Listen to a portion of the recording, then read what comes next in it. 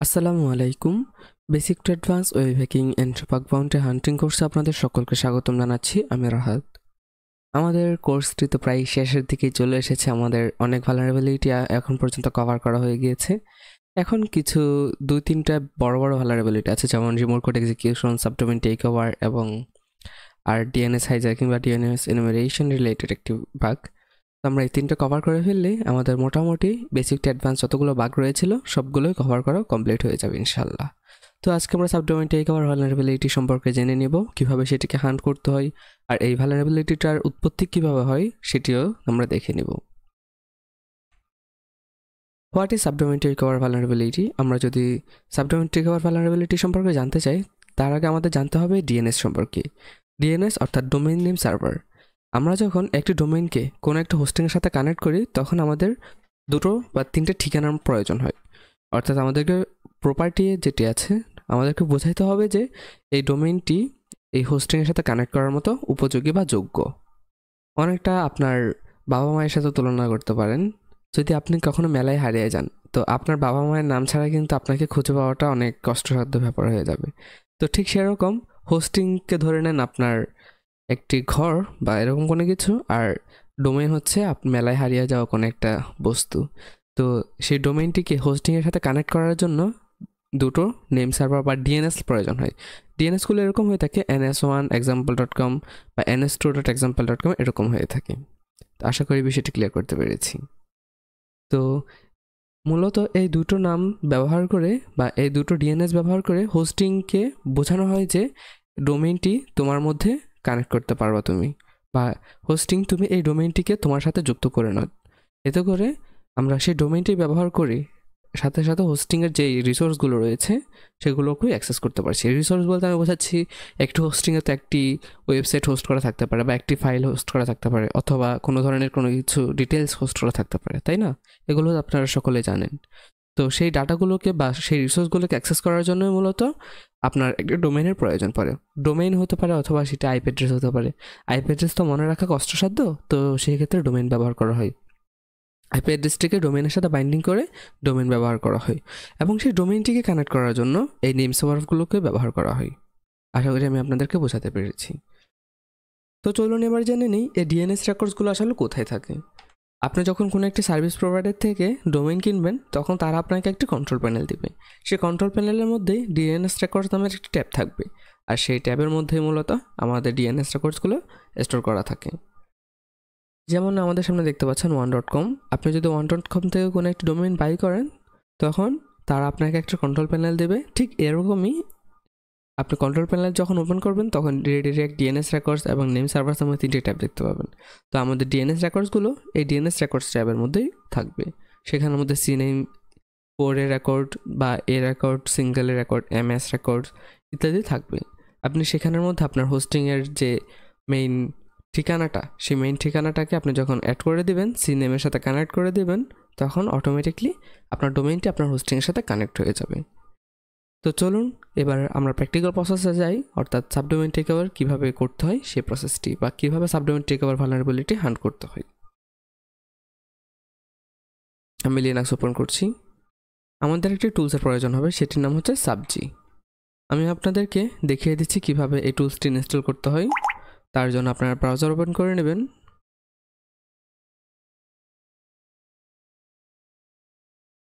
দেন এখানে সার্চ করবেন সাবজি গিটহাব।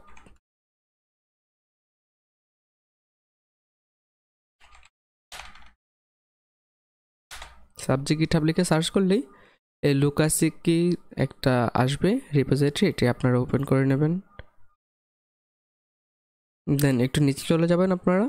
এখানের মধ্যে ইনস্টলেশন প্রসেস নামের একটি ট্যাব থাকবে। এই ট্যাবের মধ্যে একটি কমান্ড দেওয়া থাকবে, আপনারা জাস্ট কমান্ডটিকে কপি করবেন অ্যান্ড টার্মিনালে এসে কমান্ডটিকে পেস্ট করে দেবেন। দেন এন্টার প্রেস করবেন, আপনাদের ইনস্টলেশন প্রসেস স্টার্ট হয়ে যাবে। তো যখন এটা কমপ্লিট হবে, আপনারা চেক করে নেবেন সাবজি লিখে, সাবজি -h দিবেন, দেখবেন এরকম আসে কিনা। যদি না আসে তাহলে কি করবেন আমি সেটাও বলে দিচ্ছি। প্রথমত আপনারা ls দিবেন। ls দিয়ে, সরি এখানে তো ডেস্কটপ ডিরেক্টরি, আমরা এটি থেকে ব্যাক যাই। ls দিবেন। ls দেওয়ার পর এই যে গো ডিরেক্টরি দেখতে পাচ্ছেন না, আপনাদের হয়তো এরকম গো ডিরেক্টরি থাকবে। সো সিডি দিয়ে গো ডিরেক্টরিতে চলে যাবেন, দেন আবার ls দিবেন, দেন দেখতে পাবেন বিন নামের আরও একটি ডিরেক্টরি রয়েছে। তো আবার সিডি দিয়ে সেই বিন ডিরেক্টরিতে চলে যাবেন, তারপর ls দিবেন। তখন দেখবেন এরকম সাবজেক্ট নামের একটি টুলসের নাম থাকবে। তো আপনারা কি করবেন, লিখবেন সুডো দেন mv, এরপর সাবজেক্ট টুলসটির নাম, তারপর একটি স্পেস দিয়ে স্ল্যাশ দিবেন, ব্যাকস্ল্যাশ, দেন usr অর্থাৎ ইউজার, দেন আরেকটি স্ল্যাশ দিয়ে লোকাল, দেন বিন লিখে এন্টার প্রেস করবেন। এরপর আপনাদের কাছে পাসওয়ার্ড চাইবে, আপনারা এই সাবজেক্ট টুলটিকে এই বিন ডিরেক্টরিতে পাঠিয়ে দেবেন, তাহলে আপনাদের কাজ কমপ্লিট হয়ে যাবে। আমি এটাকে ক্লোজ করে দিচ্ছি, আমি অলরেডি করে ফেলেছি এই প্রসেসটি। সো আমরা ডিরেক্টরি ব্যাক যাই। এরপর যদি আপনারা সাবজি লিখে সার্চ করেন বা এন্টার প্রেস করেন, তাহলে এরকম সাবডোমেইন টেক ওভার টুল এরকম কিছু কমান্ড এবং টেক্সট আসবে। তো আমাদের ইনস্টলেশন প্রসেস এতটুকু পর্যন্ত। আমরা এখন এটিকে ক্লোজ করি। এখন কিভাবে subdomain take over vulnerability hunt করতে হয় সেই প্রসেসটা আমরা দেখে নিই, কেমন? তো চলুন ডেস্কটপ ডিরেক্টরিতে। এবার এখানের মধ্যে আমরা একটি ফোল্ডার তৈরি করব। সো তার জন্য দেবে mkdir দেন হান্ট নামের একটি ফোল্ডার তৈরি করলাম। সিডি দিয়ে হান্ট ভেতরে যাব। এবার আমাদের সর্বপ্রথম কাজ হচ্ছে সাবডোমেইন ডিসকভার করা। সো সাবডোমেইন ডিসকভার করার জন্য আমরা সাবফাইন্ডার ইউজ করব, সাবফাইন্ডার -d। তারপর আমাদের টার্গেট ডোমেইন kkr.com নিলাম, এরপর -o দিয়ে output.txt একটা আউটপুট ফাইলের নাম দিলাম, দেন এন্টার প্রেস করলাম। এখন আমাদের রেজাল্টগুলো output.txt ফাইলের মধ্যে সেভ হবে। তো আমরা কমপ্লিট হওয়া পর্যন্ত অপেক্ষা করি।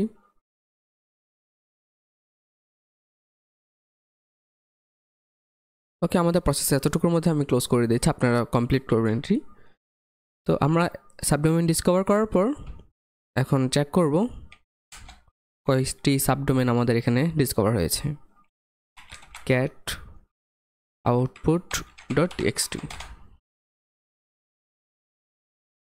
এখানে কি আউটপুট নামের কোনো ফোল্ডার তৈরি হয়নি নাকি? আচ্ছা, হয়তো আমাদের সম্পূর্ণ প্রসেসটা কমপ্লিট করতে হবে। সো আমরা কমপ্লিট করি।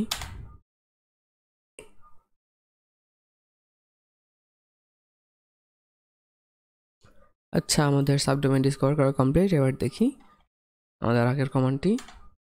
হ্যাঁ, দেন পাইপলাইন দেব wc-l। আপনারা তো এই কমান্ডের সাথে পরিচিত আছেন। টোটাল 283টি কমান্ড কমান্ড না সাবডোমেইন ডিসকভার হয়েছে। আমার মিস্টেক হচ্ছে একটু, আপনারা কাইন্ডলি এটাকে অ্যাভয়েড করবেন। সো এখন আমরা আগে এটিকে শর্ট করে নেব, অর্থাৎ ফিল্টার করে নেব। তার জন্য কি করব, শর্ট, দেন টাইপ করব আমাদের ফাইলের নাম output.txt, পাইপলাইন দেব unique, then greater than sign main.txt। এবার দেখি কয়েকটি সাবডোমেইন ফিল্টার হয়েছে। cat main.txt, wc-l 283টি রয়েছে। আচ্ছা, ফিল্টার করার প্রয়োজন নেই, আমরা বাদ দিই। এখন আমাদের মেইন কাজ, সেটি হচ্ছে http স্ট্যাটাস চেক করা। সো তার জন্য কি করব, আমরা লিখব cat আমাদের ফাইলের নাম main.txt, পাইপলাইন দেব httpx, তারপর -status -code। এই যে এখানে দেখতে পাচ্ছেন আমাদের স্ট্যাটাস কোড সহ শো করছে। এখন আপনাদেরকে একটি টিপস বলে দিচ্ছি, সেটি হচ্ছে আপনারা যে সাবডোমেইনের মধ্যেই 404 এরর কোড দেখতে পাবেন, ধরে নেবেন সেই সাবডোমেইনের মধ্যেই সাবডোমেইন টেক ওভার ভালনারেবিলিটি থাকতে পারে। এটা একদম কনফার্ম, আপনারা 85% কনফার্ম থাকতে পারেন। সেই সাবডোমেইনের মধ্যে 404, যেই সাবডোমেইনের মধ্যে 404 এরর কোডটি থাকবে, সেই সাবডোমেইনটা আপনারা টেক ওভার করতে পারেন। এটির চান্স 85%। সো বাকি প্রসেসটা আমি দেখিয়ে দিচ্ছি কীভাবে কী করতে হবে। এখানে তো অনেকগুলো দেখতে পাচ্ছেন, তাই না? এবার আমরা সাবজি টুলস যেটি আছে সেটির হেল্প নেব। সো তার জন্য লিখব সাবজি, আচ্ছা আমি স্ক্রিনটি ক্লিয়ার করে নিই। সাবজি লিখব, তারপর টার্গেটস। আমাদের যেহেতু একটি লিস্ট রয়েছে, সো আমরা দেব টার্গেটস। আর যদি আপনাদের সিঙ্গেল ইউআরএল হয়ে থাকে তাহলে আপনারা দেবেন জাস্ট টার্গেটস দিলাম। এরপর আমাদের ফাইলটির নাম, তো ফাইলটির নাম হচ্ছে কি main.txt। এবার এন্টার প্রেস করি। আচ্ছা, এখানে আমাদের আরও একটি কমান্ড দিতে হবে, সেটা হচ্ছে রান। দেখতে পাচ্ছেন হচ্ছে, আমাদের হান্ট করে দিচ্ছে। আর আপনাদের একটা কথা বলে রাখি, আপনারা সব সময় টুলসের উপর ডিপেন্ডেন্ট থাকবেন না। এখানে কিন্তু দেখাচ্ছে নট ভালনারেবল বা HTTP এরর, কিন্তু এমনও হতে পারে কি সেই 404 এরর দেওয়া সাবডোমেনটির মধ্যে সাবডোমেন টেক ওভার ভালনারেবিলিটি রয়েছে। ঠিক কিছুদিন আগে নাসার একটি সাবডোমেনের মধ্যে আমরা এই ভালনারেবিলিটিটা হান্ট করেছিলাম।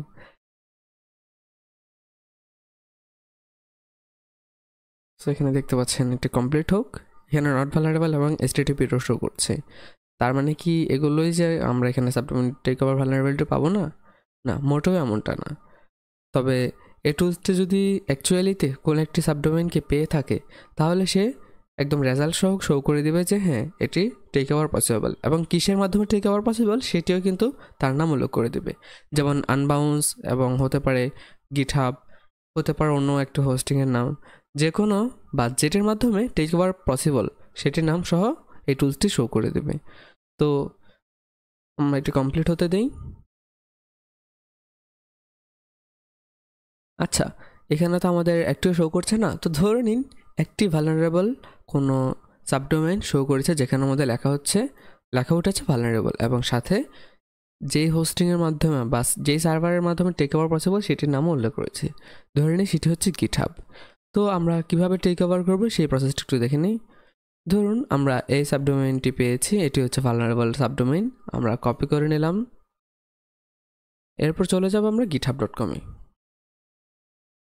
আমরা সার্চ করব github.com। আশা করি আপনাদের গিটহাব অ্যাকাউন্ট খোলা রয়েছে। তো github.com-এ যাওয়ার পর আমরা ডান দিকে দেখতে পাবো প্লাস আইকন, এখান থেকে নিউ রিপোজিটরি ক্লিক করব। এরপর এখানে নাম দেবো যে কোনো একটি পছন্দনীয় নাম। আমি সাজেস্ট করব এই ডোমেন নেমটি দিয়ে দেওয়ার জন্য। তো দিয়ে দেওয়ার পর এখানের মধ্যে যা রয়েছে তা ডিফল্ট রেখে দিবেন, দেন ক্রিয়েট রিপোজিটরিতে ক্লিক করবেন। দেন এখান থেকে ক্রিয়েটিং এ নিউ ফাইল যেটি রয়েছে সেটিতে ক্লিক করবেন। এরপর এখানে আপনাদের পছন্দ অনুযায়ী কিছু একটি দিয়ে দেবেন, অর্থাৎ HTML ফাইল দেবেন আর কি। আমি এখানের মধ্যে h1 ট্যাগ দিয়ে অ্যাক্ট বাই রাহাত এরকম একটি লিখে দিলাম। প্রিভিউ যদি দেখি এরকম আসবে, এরকম আসলেও সমস্যা নেই, আমরা HTML ফরম্যাটে লিখে দিই, কেমন? তাহলে হয়ে যাচ্ছে HTML। যদি HTML না পারেন তো আপনারা ChatGPT হেল্প নেবেন, ChatGPT-কে বলবেন write a basic HTML code with heading hacked by Rahat. তাহলে ChatGPT আপনাদেরকে দিয়ে দিবে।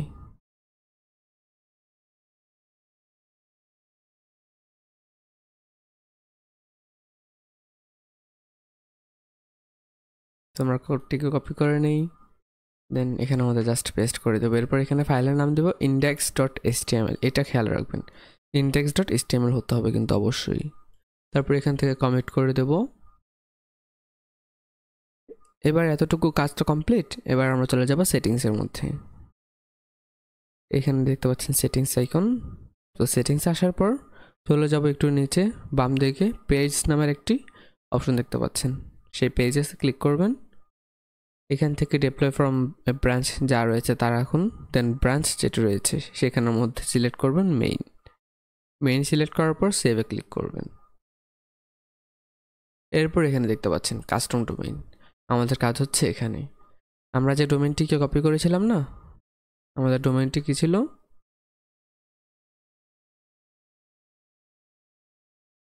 কপি করলাম ডোমেইনটিকে, দেন এই যে কাস্টম ডোমেইনের একটি ট্যাব দেখতে পাচ্ছেন ইনপুট ফিল্ড, এই ইনপুট ফিল্ডের মধ্যে পেস্ট করে দেব। এরপর সেভে ক্লিক করব। সেম প্রসেসটাই কিন্তু আপনারা করবেন যদি ভালনারেবল ডোমেইন পেয়ে থাকেন, ভালনারেবল সাবডোমেইন পেয়ে থাকেন। আমি আবারও বলে দিচ্ছি, টুলসের উপর নির্ভর থাকবেন না। আমরা যে 404 এরর দেখলাম না, আপনারা কাইন্ডলি 404 এররগুলোকে একটু যদি সময় থাকে প্রত্যেকটা ডোমেইনকে চেক করার চেষ্টা করবেন, কারণ একটা না একটা সাবডোমেন টেক ওভার পসিবল হবেই। ওই যে বললাম না 85% পসিবল। সো আপনারা ট্রাই করবেন, ম্যানুয়ালি ট্রাই করবেন, হয়ে যাবে ইনশাআল্লাহ। তো এখানে দেখতে পাচ্ছেন ডিএনএস চেক ইন প্রোগ্রেস। এখানে বলছে কি improperly configured your DNS settings are using customer subdomain.